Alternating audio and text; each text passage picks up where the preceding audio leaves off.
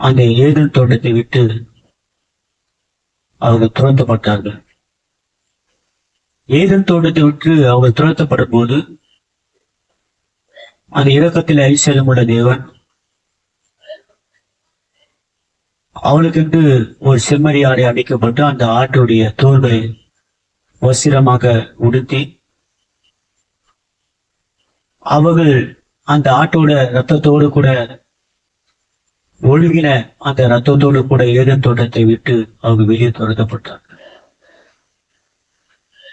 அதன் பிறகு அந்த ஏதேன் நாம் வாசித்த